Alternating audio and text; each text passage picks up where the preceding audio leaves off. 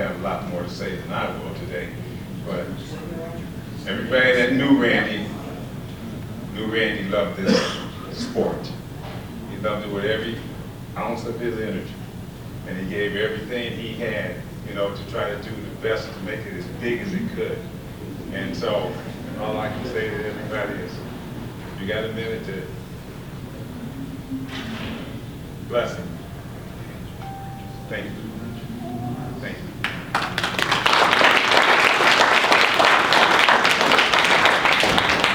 Man.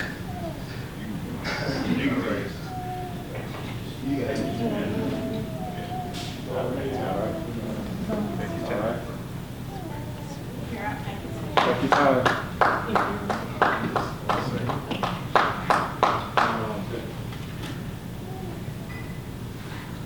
A lot of y'all knew me as a child. Probably saw me running around the field and helping out with the water. And, I mean, I did everything. I mean, I was my pop's right hand man, you know. A lot of the helmets that y'all was wearing and stuff, I actually took those helmets apart and cleaned them off and spray painted all of them at 9, 10 years old. So, my whole life was invested in this. And it's kind of hard because I lost my dad last year. And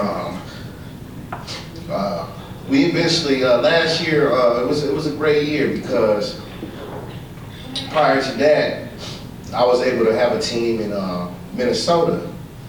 And it was called the Midwest Outlaws. Our first year, we went to the championship game, and that was the first year I got coaching. I was coaching defense.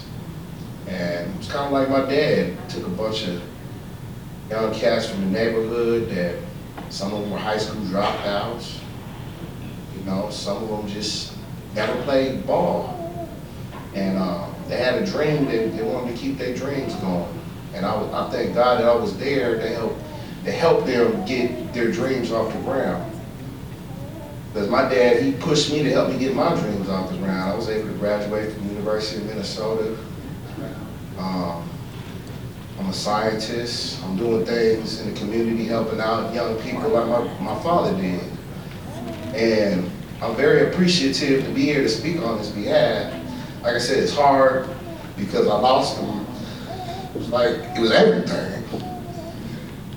My best friend, you know. I mean, taught me about life, taught me about people, taught me about this beautiful game of football. And I'm still able to go out there and help coach and help these young people, these young guys stay focused and, you know, get off the streets because, I mean, this sport really, man, it's like, it actually saved me too. I mean, because when you grow up in these neighborhoods, man, with these young guys that are gang banging and selling dope, and you don't want to be a part of that. You know what I'm saying? You want to go a different direction. In football and sports, you know, I mean, that helps you. You know, that helped me in my life, and I know it helped a lot of you guys in your life because it not only gives you like discipline and, you know, it also builds like character in you. You know, like teamwork and willpower.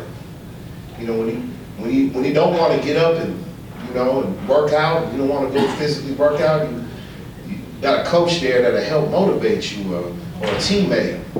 And just like the brother said when he had cancer and stuff, I know he was a fighter because he played football. You know, it's a mental game too, not just a physical game. So this game taught me about life. And I'm very appreciative to be here today to speak on my dad's behalf. You know, I wish he was here. You know, like I said, it's hard for me to speak for him because I mean, I'm not my dad, but I know he's touched a lot of y'all just like he's touched me and touched George, and touched my mom, and yeah, he did something real big back in the 80s.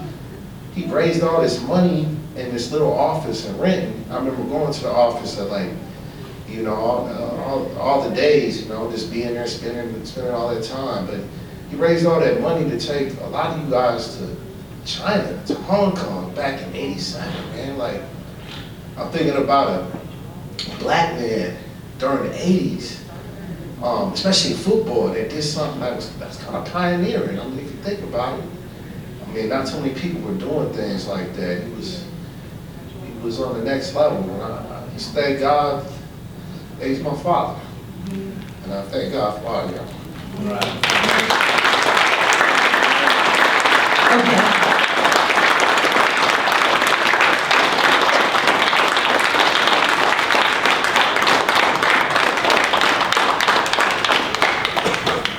Not only, I'm Chantel Jacoway, Randy Jacoway's daughter. Not only he was a semi-pro coach, owner, he also did high school, Auburn, Riverside, Kentwood, Roosevelt. He coached all high school leagues and junior high. Also, when I was little, I was so much raised on the football field, I wanted to be a football player. So I was gonna try out for the Majesticks, the women's pro football, and him and George did a training camp. I was there, but my back hurt. He was like, I'm gonna put you at nose guard. I'm gonna put you at nose guard. I mean, I was just raised on the football field. That's all I knew. We, like my mom said, we eat, drank, slept. That's all I knew. I wanted to be a coach. So, you know, I just want to honor my dad today and thank you for allowing him to be in our space today. And I just appreciate it. Thank you.